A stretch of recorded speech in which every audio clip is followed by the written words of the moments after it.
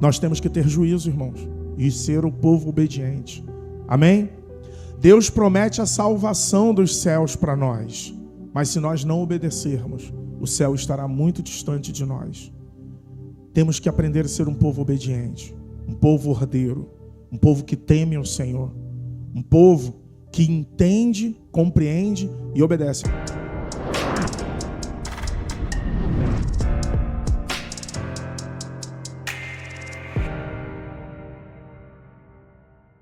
Êxodo, capítulo 39, a partir do verso 42.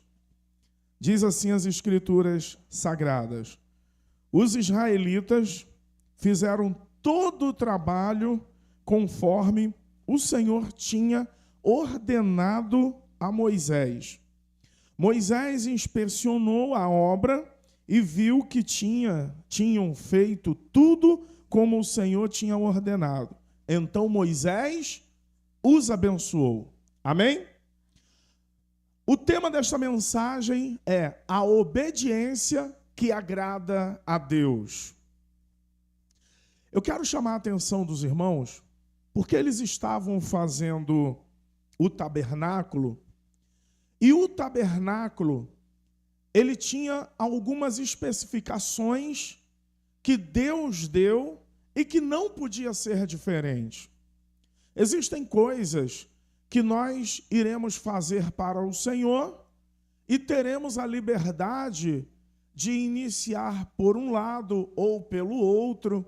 Existem trabalhos que nós vamos fazer para o Senhor que Ele nos permite fazer com as características que temos.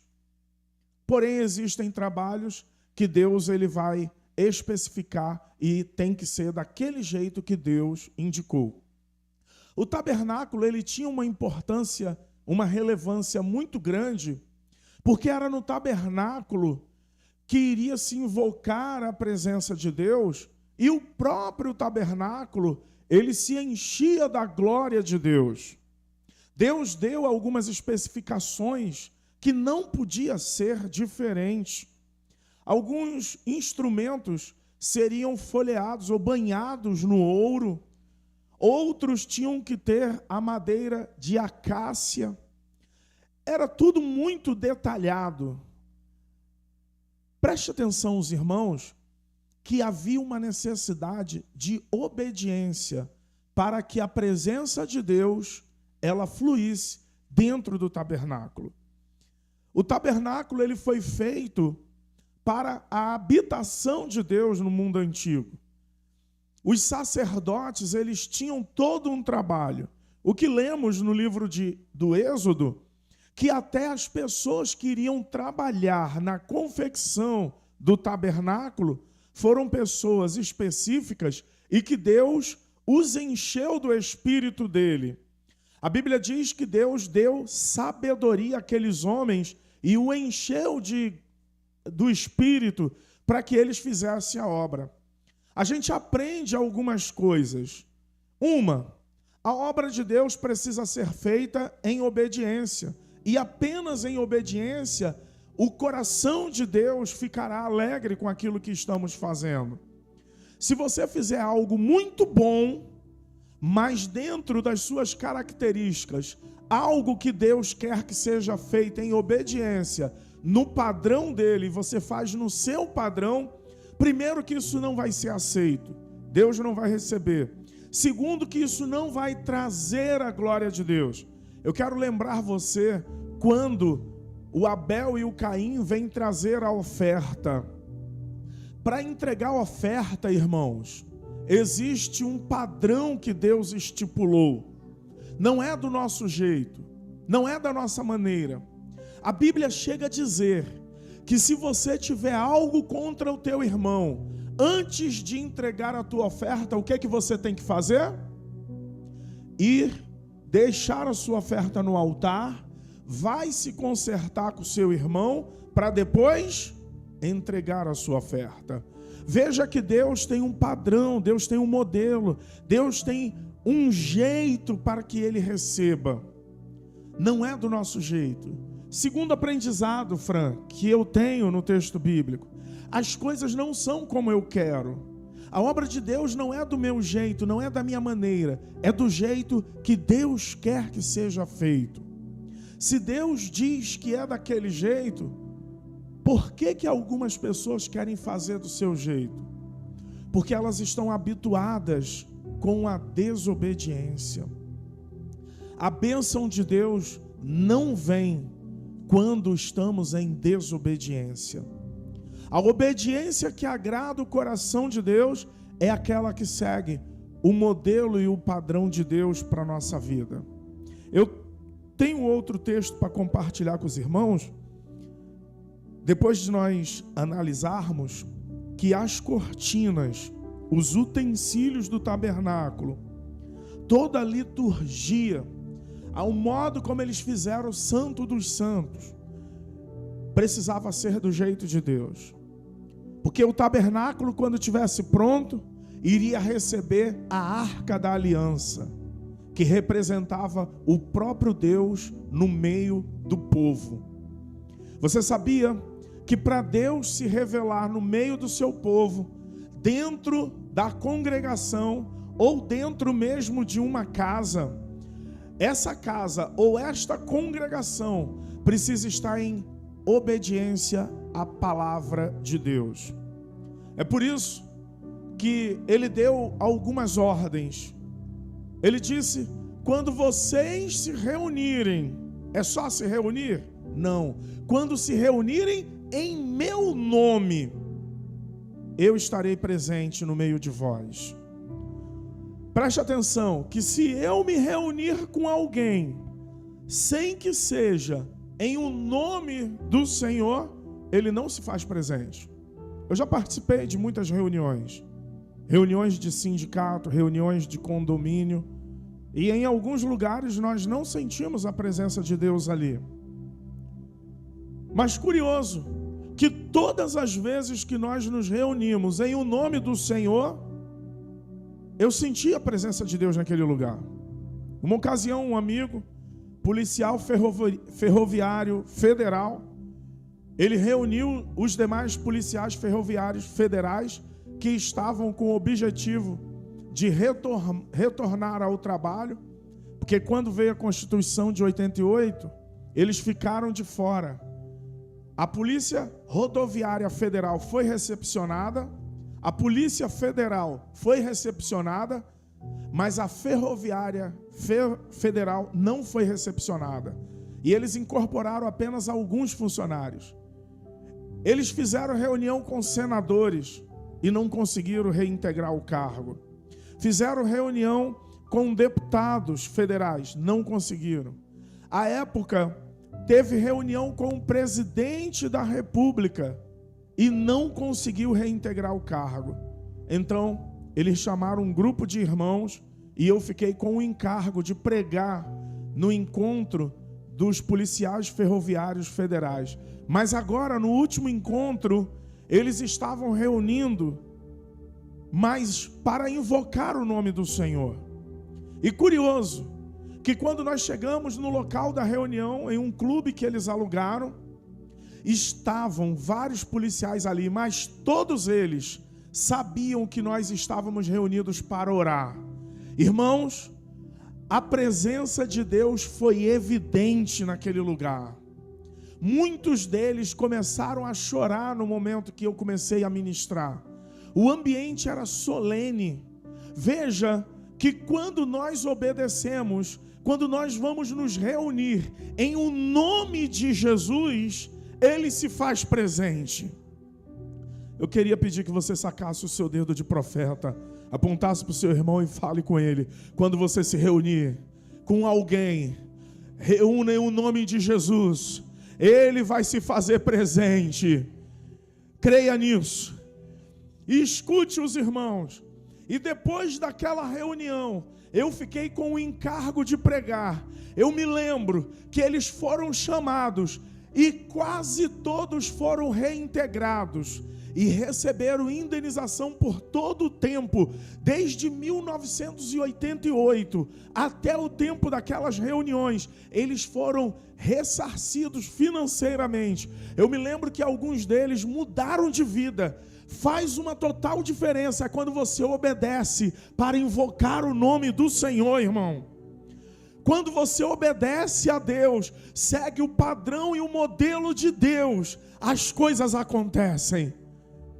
O Dr. Deco, que foi aquele que me convidou para ministrar para os policiais, ele acabou se aposentando como policial ferroviário federal. Um dia ele me convidou com a Priscila e nós fomos para uma casa de praia que ele possui lá em Cabo Frio, e lá ficamos com ele um final de semana e conversamos bastante. E ele me disse assim: pastor, quando nós estamos reunidos na presença de Deus, é diferente, pastor.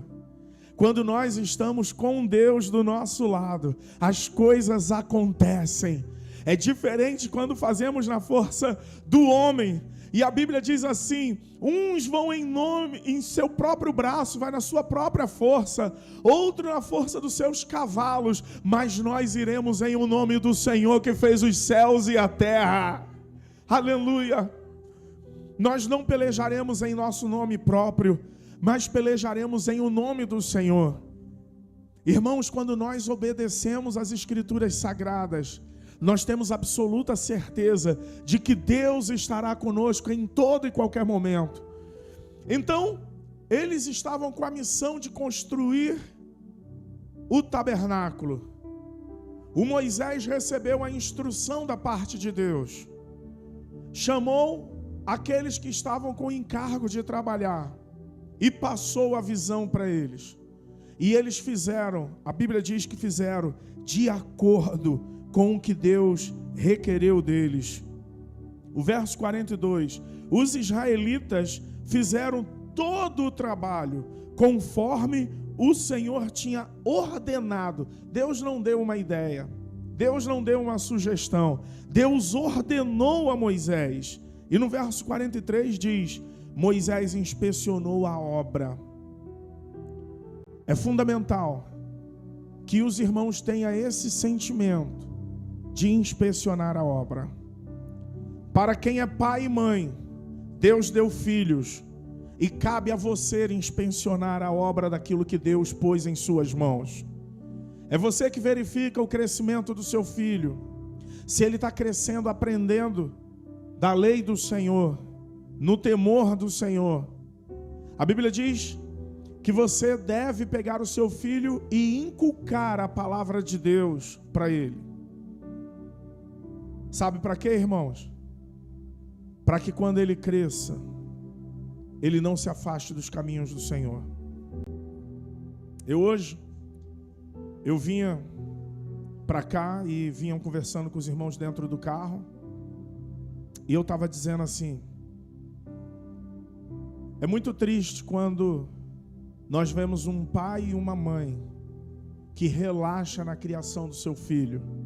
Ele não inspeciona, ele não vai nas reuniões da escola, ele não verifica quem são os amigos do seu filho, da sua filha. E é bem provável que esse filho se perca.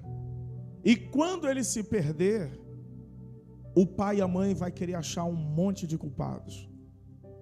Mas ele não sabe, ela não sabe, ou não quer saber, não quer verificar que a culpa é toda do pai e da mãe. Coloca-se a culpa nos amigos, coloca-se a culpa em várias pessoas, mas a responsabilidade de inspecionar é sua. Deus nos deu a obra aqui para fazer, a obra de Deus aqui. A obrigação de inspecionar esta obra é nossa. Temos que obedecer a Deus, irmãos. A obra de inspecionar, saber se os irmãos estão bem ou mal, é nossa, é dos líderes.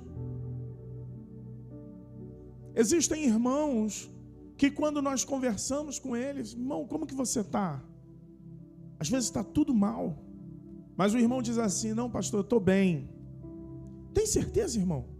Não, eu estou bem, mas a pessoa está faltando, A pessoa não está lendo a Bíblia, a pessoa não está orando, a pessoa não está jejuando, a pessoa não está indo na reunião de oração, na escola bíblica dominical, na consagração ela não está indo, é muito falho.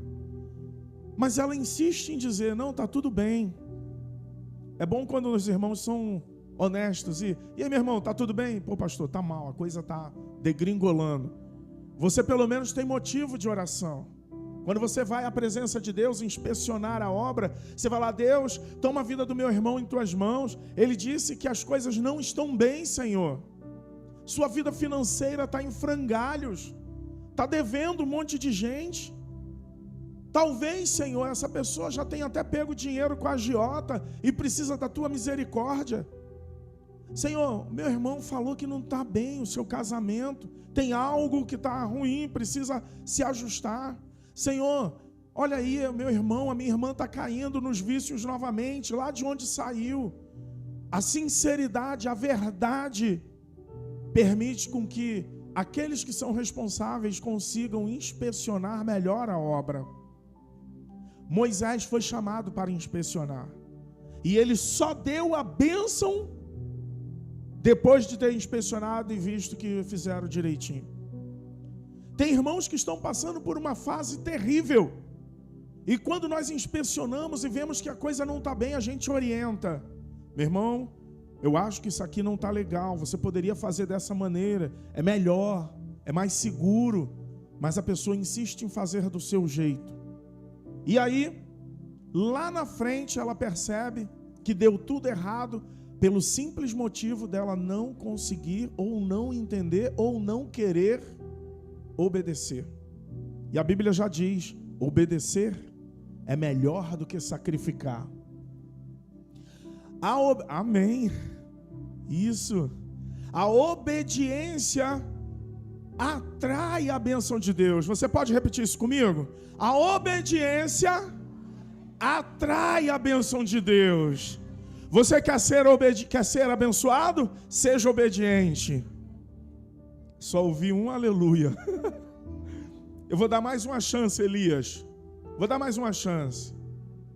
Diga comigo assim: a obediência atrai a bênção de Deus. Você quer ser abençoado, irmão? Seja obediente. Você quer que o teu pai e a tua mãe te abençoe? Seja obediente. A obediência que agrada a Deus é aquela que nós obedecemos a palavra, as escrituras sagradas. E a Bíblia diz no verso 43, Moisés inspecionou a obra e viu que tinham feito tudo como o Senhor tinha ordenado. Então Moisés os abençoou. Amém? Sabe para que eles estavam fazendo o tabernáculo? Para que a presença de Deus estivesse no meio do povo. A obediência atrai, chama a presença de Deus para o meio do povo. Mas eu quero continuar com os irmãos. Acompanhem comigo. Tanto é, irmãos, que a obediência traz a presença de Deus e Deus se agrada e abençoa, que Jesus promete a salvação, mas depende da obediência. Leia comigo Mateus capítulo 28, do verso 18 até o 20. Eu vou repetir, sublinhe a sua Bíblia. Mateus capítulo 28, verso 18 até o 20. Diz assim: E chegando-se Jesus, falou-lhes, dizendo: É-me dado todo o poder no céu e na terra. Portanto, ide, fazei discípulos de todas as nações, batizando-os em nome do Pai e do Filho e do Espírito Santo. Qual é a ordem? Ir, pregar o Evangelho a todas as nações. Depois que você prega, o texto diz: batizem em nome do Pai, do Filho e do Espírito Santo. Duas ordens precípuas: ir pregar. Eu costumo dizer que a igreja que não está pregando, que não está evangelizando, ela perdeu a sua função social. Ela se perdeu, ela perdeu a missão. A missão da igreja é una: pregar o evangelho. Segunda missão da igreja: fazer discípulo. Terceira missão: ensiná-los, batizá-los. Amém? Agora, preste atenção, que o próximo versículo é a obediência. Ele deu a ordem, tá? Essas são as ordens. Ensinando-os a guardar todas as coisas que eu vos tenho mandado. Mandado é uma ordem, irmão, ou não é? Mandado é uma ordem. É imperativo. Ele diz 2 vezes o imperativo: ir, vocês têm que ir para pregar, evangelizando, para fazer discípulos, para batizar. E depois ele dá mais uma ordem: ensinando-os a guardar todas as coisas que eu tenho mandado. E eis que eu estou convosco todos os dias até a consumação dos séculos. É a parte final desse último versículo. Irmãos, preste atenção. Porque o imperativo de Deus de ir para pregar, para fazer discípulo, para batizar e para ensinar todas as coisas que Ele mandou, a nossa missão é ensinar tudo que Ele mandou. Ele mandou, irmão. Ele mandou, está mandado. Aí ele diz assim na parte final: dessa forma, dessa maneira, eu estou convosco todos os dias, até a consumação dos séculos. Boa parte das pessoas que eu conheço, que dizem: pastor, eu não estou conseguindo sentir a presença de Deus. Eu já ouvi isso muitas vezes. Eu já participei de retiro, e os irmãos terão a oportunidade agora de participar no carnaval. O fogo caindo, gente sendo batizada com o Espírito Santo. No momento da adoração, gente adorando, gente chorando, gente de joelho, gente pulando, gente rindo, gente se mexendo, gente paradinho, todos sentindo a glória de Deus, gente sentindo arrepio, gente se manifestando de várias maneiras. E quando acaba o culto, tem alguém que se aproxima e diz assim: pastor, eu não senti nada. Eu não senti a presença de Deus. A primeira pergunta que eu faço é: você está obedecendo? Ou você está fazendo as coisas do seu jeito? Tem gente que vai para o culto, irmãos. Está o Gilcimar louvando, adorando, a irmã Miriam, o Fran, a Priscilinha, o pessoal está adorando de olhos fechados, maior ambiente de glória, e a pessoa está assim, ó, de olho aberto, olhando, criticando talvez. Meu Deus, essa igreja, eles botam fumaça, essa parede preta, essa igreja é estranha, os irmãos pulam, essa igreja é estranha.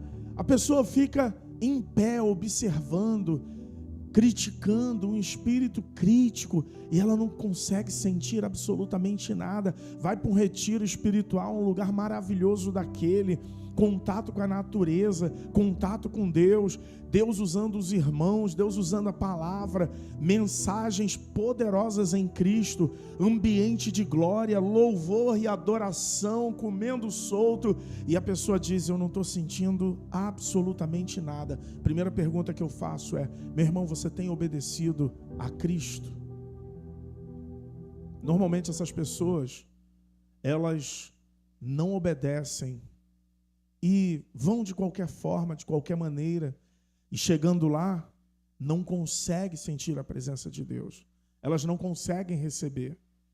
Porque o Senhor disse, veja, que Ele não está espiritualizando nada. É ir. É quando tiver o evangelismo, você está presente. É quando estiverem pregando o evangelho, você está presente. É quando tiver batismo, você está presente. É quando tiver o discipulado, você está presente. Mas se você está ausente, a Bíblia diz, ele condicionou, olha o que é que ele disse, eis. Ou seja, se vocês observarem a lei, se obedecerem, se estiverem pregando, se estiverem evangelizando, se estiverem fazendo discípulo, se estiverem batizando, se estiverem ensinando todas as coisas que eu vos tenho mandado, eis que eu estou convosco todos os dias até a consumação dos séculos. É impossível dele não estar presente com gente que está obedecendo. É impossível de os sinais não acompanharem os que creem. A questão é que nós não obedecemos e queremos a glória do Pai. No dia do discipulado, escolhemos tudo, menos obedecer, menos estar presente. Quando tem evangelismo, eu vou para qualquer lugar, menos o evangelismo.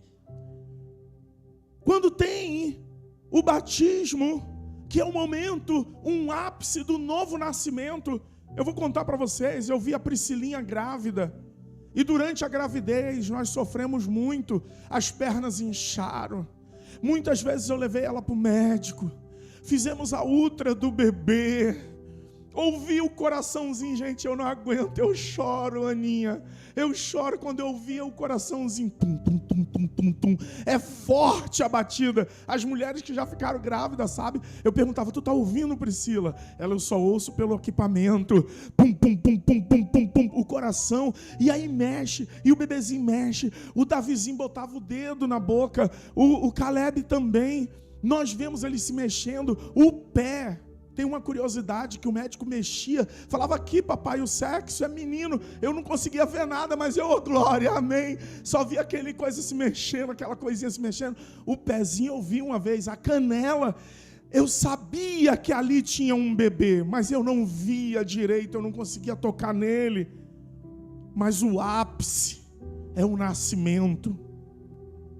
É como quando eu estou evangelizando, irmãos, quando eu estou falando do amor de Cristo, eu fico emocionado como quando eu vi a canela do meu filho, eu vi a expectativa de um nascimento, mas a pessoa ainda não tomou a decisão por Jesus, ela ainda não nasceu. Eu ficava, quando será? Quando que ela vai gerar? Quando que essa pessoa vai virar a chave? E aí eu vi o coração batendo quando eu vejo um irmão que eu estou evangelizando vindo na igreja, e aí quando eu ouvo um louvor, ela chora, essa pessoa chora, essa pessoa fica tocada, eu fico, olha, está perto do nascimento. Mas o ápice é quando a pessoa fala, eu decidi, eu quero Cristo, agora eu quero me batizar para morrer para a velha vida, o mundo, e nascer para Cristo. Aquele momento do nascimento é o ápice. Mas ainda assim tem gente que no dia do batismo, ela perde essa oportunidade. O batismo oxigena a fé. O batismo é um momento que a gente diz, a igreja está saudável, está gerando vida. Eu fico preocupado quando eu vejo igrejas que ninguém se converte, que não tem batismo, que não tem evangelismo, que não tem discipulado. Eles não estão obedecendo tudo que Cristo mandou. Eu digo, essa igreja não está saudável. Essa igreja não está saudável, porque não gera vida. Mas quando nós vemos irmãos tomando decisões, quando nós vemos expectativa de pessoas serem geradas, quando nós vemos pessoas sendo batizadas, essa igreja está gerando vida. Ela está cumprindo sua missão, Fran. Ela está gerando vida. Uma igreja está saudável quando ela está gerando vida. Irmãos, para que a presença de Deus esteja, eis que eu estou convosco, essa igreja tem que estar em obediência.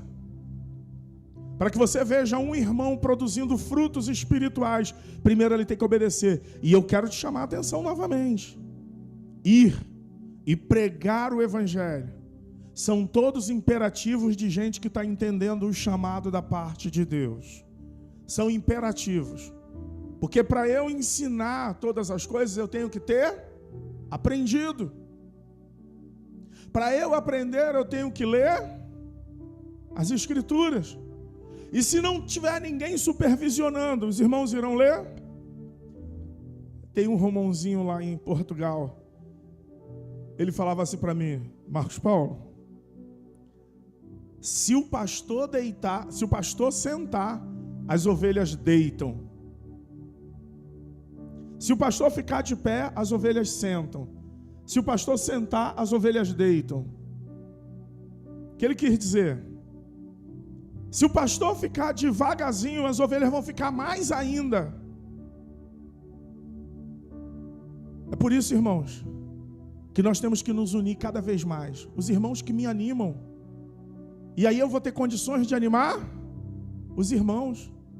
É uma via de mão dupla, é recíproco. É recíproco. O que estimula o pastor é ver irmãos aguerridos na leitura da Bíblia. Na oração na sexta-feira, Almerinda, ver irmãos vindo orar.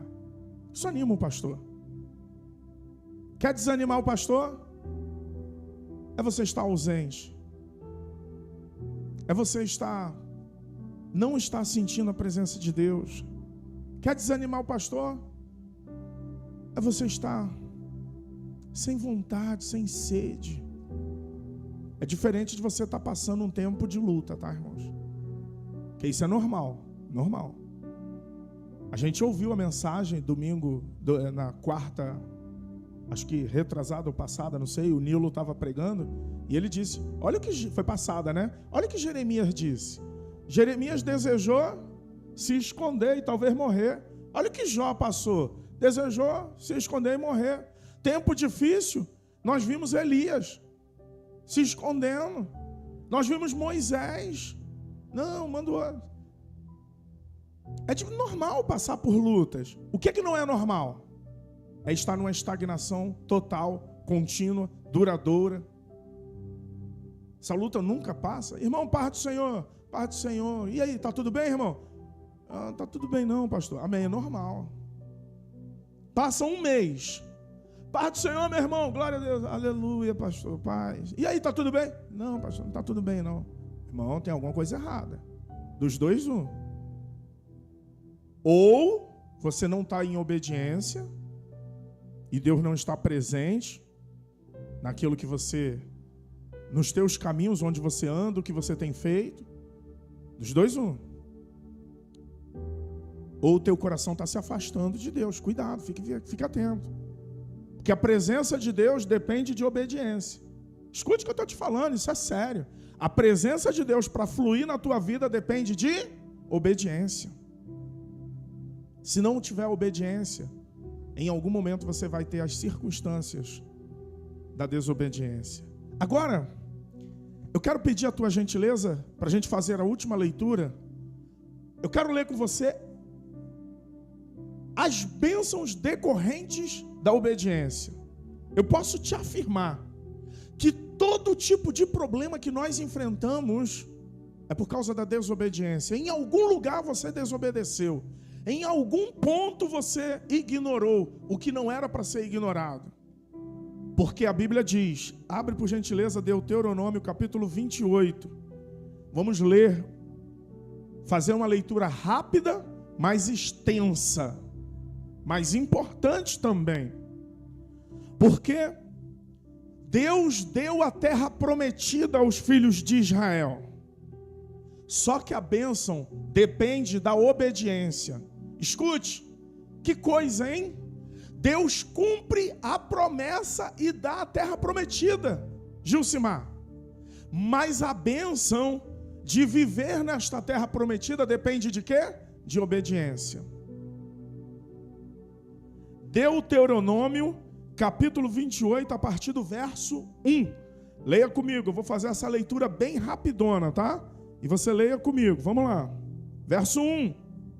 Se atentamente ouvirdes a voz do Senhor, teu Deus, tendo cuidado de guardar todos os seus mandamentos, que hoje te ordeno, o Senhor teu Deus te exaltará sobre todas as nações da terra. Verso 2. Se ouvirdes a voz do Senhor teu Deus, virão a ti e te alcançarão todas as bênçãos. Você vai ficar correndo atrás de bênção? Vai ficar fazendo campanha? Não, basta obedecer que as bênçãos vai te alcançar. Saca o teu dedo de profeta e fala para o teu irmão: servo de Deus não fica correndo atrás de bênção. Servo de Deus obedece e as bênçãos o alcançam. Amém, gente? Você pode aplaudir bem forte a Jesus? Aleluia! Olha o que diz o verso 3. Bendito será tu na cidade, bendito será no campo. Olha aí, Orlando, tu vai ser bendito no Rio de Janeiro e tu vai ser bendito em Minas Gerais. Aleluia, pode dar glória, crente. Olha o versículo 4. Bendito o fruto do teu ventre, e o fruto da tua terra, e o fruto dos teus animais, e as crias das tuas vacas e das tuas ovelhas. Verso 5, bendito o teu cesto, a tua amassadeira. Verso 6, bendito será ao entrares e bendito ao saíres. Verso 7, o Senhor fará que sejam derrotados na tua presença os inimigos que se levantam contra ti. Por um caminho sairão contra ti, mas por 7 caminhos fugirão da tua presença. Verso 8, o Senhor determinará que a bênção esteja nos teus celeiros e em tudo o que você colocar a mão, e te abençoará na terra que te dá o Senhor teu Deus. O Senhor te constituirá para si um povo santo, como tem te jurado, quando guardares os mandamentos do Senhor teu Deus e andares nos seus caminhos. E todos os povos da terra verão que és chamado pelo nome do Senhor e terão medo de ti. Verso 11, o Senhor te dará abundância de bens no fruto do teu ventre, no fruto dos teus animais e no fruto do teu solo, na terra que o Senhor, sob juramento, a teus pais prometeu dar-te. Verso 12, o Senhor te abrirá o seu bom tesouro, o céu, para dar chuva na tua terra no seu tempo e para abençoar as tuas obras das tuas mãos. Emprestarás a muita gente, porém tu não tomarás emprestado. Verso 13, o Senhor te porá por cabeça e não cauda, e só estarás em cima e não debaixo, se obedeceres aos mandamentos do Senhor teu Deus, que hoje te ordeno, para os guardar e cumprir. Verso 14, não te desviarás de todas as palavras que hoje te ordeno, nem para a direita nem para a esquerda, segundo outros deuses, para os servires. Aleluia! Irmãos, você pode até entrar na terra prometida, mas a bênção de viver em paz nessa terra e dela desfrutar só se você for um servo obediente. Nosso maior problema, irmãos, é que nós queremos as bênçãos de Deus, mas não queremos obedecer, não queremos ser fiéis, leais. Queremos fazer como na época dos juízes. A Bíblia diz que na época dos juízes cada um fazia o que dava na sua mente, o que dava no seu coração. Assim nós não teremos a bênção de Deus. A bênção de Deus vem decorrente da obediência. E é bom que isso se torne uma cultura em nosso meio. Ensinar os nossos filhos, ensinar os nossos irmãos. Irmão, nós precisamos ser um povo de obediência. Precisamos ser um povo que obedece. Às vezes eu vejo isso acontecer em alguns lugares. As pessoas dizem assim: puxa, a igreja não cresce. Por que não cresce? Porque não obedecem. A palavra é clara.